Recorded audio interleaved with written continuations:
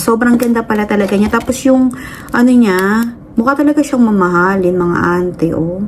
Ang ganda niya. Excited talaga ako sa dumating kong parcel ngayon. Ito siya. Ito yung Glam Fix na eyelash curler. Hindi ko kasi alam kung ano talaga yung eyelash curler na bibilhin ko. At nakita ko nga na maganda yung mga review nito. Ito siya. Ang price yata nito is 199 pero nakuha ko lang siya na 160 plus yata. Parang nag-sale siya. So, ito na yung aking bagong eyelash curler. Kasi tingnan nyo naman yung eyelash curler ko. Oh. Ayan. Nilipat ko yung pinakagoma niya dito. Hindi ko kasi mahanap yung dati kong eyelash curler na sa Japan ko pa binili. Yung Shiseido yata yun or basta letter S din yung pangalan ng eyelash curler na yun at sobrang ganda nun. Hindi ko alam kung saan ko na siya nalagay. Kaya itatry ko siya ngayon. Ito siya, oh.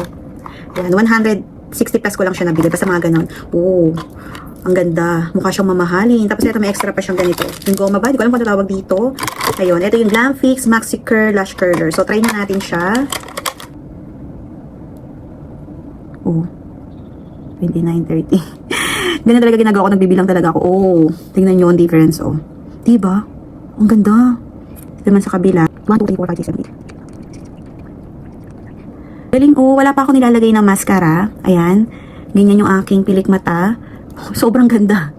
Ang galing-galing. Ang ganda naman ito. Kaya pala sobrang trending ito kasi sobrang ganda niya. Tingnan nyo naman, oh. Wala pa ako nilalagay na mascara dyan. Ito pa lang. Bali, hindi muna ako maglalagay ng mascara ngayon kasi wala lang. Hindi ko lang feel.